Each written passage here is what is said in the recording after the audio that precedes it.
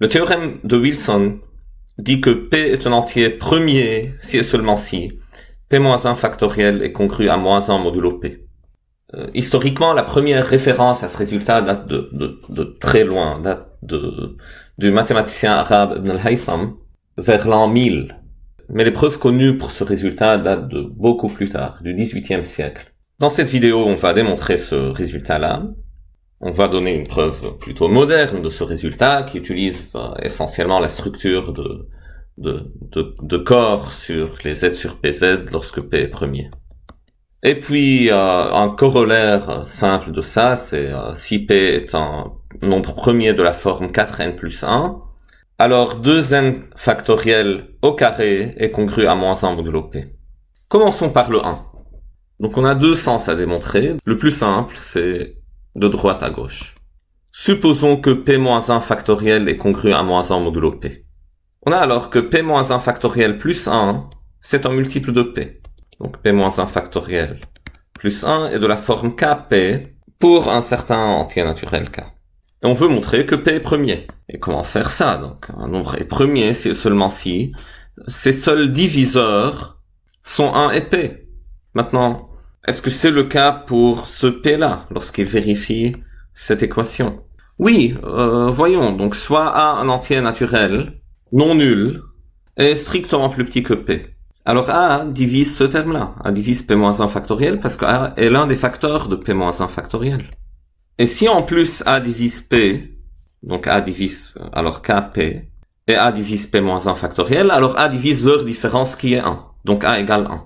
Et on a démontré que le seul entier entre 1 et P-1 qui divise P est 1. Et ça veut dire bien sûr que P est premier. Maintenant, pour l'autre sens. Le sens de gauche à droite. Si P est premier, alors Z sur PZ, avec la somme modulo P et le produit modulo P, est un corps. Et ce qu'on veut montrer que c'est ce produit-là, c'est égal à -1 dans ce corps. Comment on va pouvoir faire ça? Si je regarde tous ces éléments ici, donc 1, 2, jusqu'à P-1, et je les regarde modulo P, donc je regarde des classes. Ce sont tous les éléments non nuls de Z sur PZ. Je prends leur produit. Pourquoi je dois avoir -1? Bon, -1, attention, c'est la même chose que P-1 modulo P. L'idée, c'est que chacun de ces éléments, qui est non nul dans le corps Z sur PZ, a son inverse dans ce corps. Et il a encore un élément non nul. Donc l'inverse de chaque élément parmi ces éléments-là, et encore un élément parmi ces éléments-là. Donc la première chose à laquelle on pense, c'est que chaque élément va simplifier avec son inverse. Et quand je prends le produit, si j'ai toutes les simplifications de fait, ça devrait alors donner 1 modulo P. Bon, ça devrait donner -1 modulo P. Qu'est-ce qui se passe ici?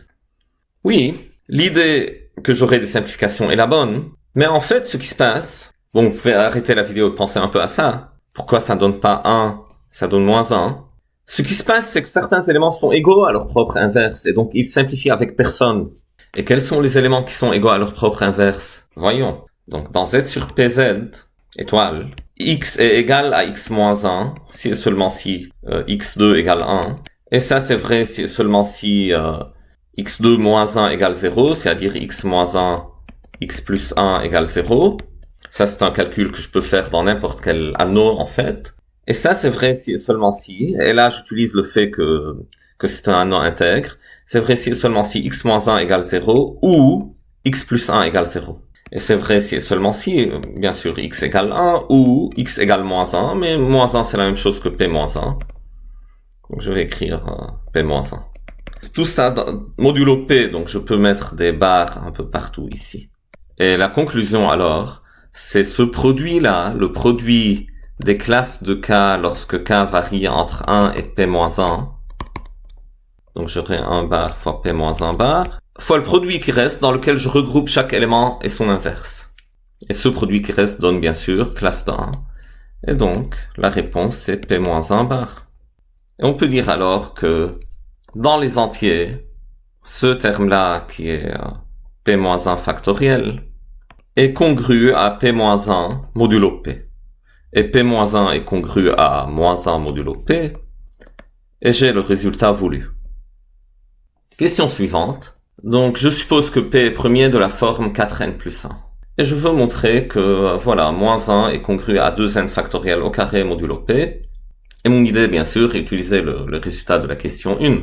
Donc, le résultat de la question 1 me dit que moins 1 est congru à p-1 factoriel modulo p. Et p-1 factoriel, si p est de la forme 4n plus 1, donc p-1 c'est 4n. Et j'écris alors moins 1 est congru à 4n modulo p.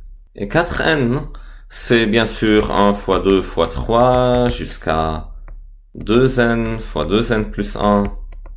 Et ça continue jusqu'à 4n modulo p. Maintenant là, j'ai 2n factoriel, donc c'est bien, je vais garder ça. Et je dois montrer que l'autre, que le reste, c'est aussi c'est 2n factoriel. Et comme ça, j'obtiens ce que je veux en fait. J'aurai que moins 1, c'est 2n factoriel au carré modulo p. Donc pourquoi tout ça, c'est 2n factoriel modulo p? Voyons. Modulo p, je peux remplacer chacun de ces termes-là par le terme lui-même moins p. Donc je vais retrancher p de chacun de ces termes-là. Mais p, c'est 4n plus 1. Donc je vais retrancher 4n plus 1 de chacun des termes ici. Voyons, quand je retranche 4n plus 1. Donc commençons par le dernier. Le 4n, quand je retranche 4n plus 1, ça donne moins 1. Celui d'avant, 4n moins 1 retranché 4n plus 1, ça donne moins 2. Et ça continue comme ça, moins 3, moins 4, jusqu'au dernier, donc le 2n plus 1, retranché de ça 4n plus 1, ça donne moins 2n. Et voilà, je sors les moins 1 ici en facteur. Donc j'ai un moins 1 à la puissance 2n.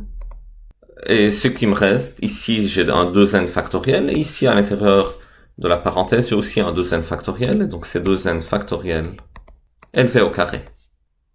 Et j'ai démontré le résultat.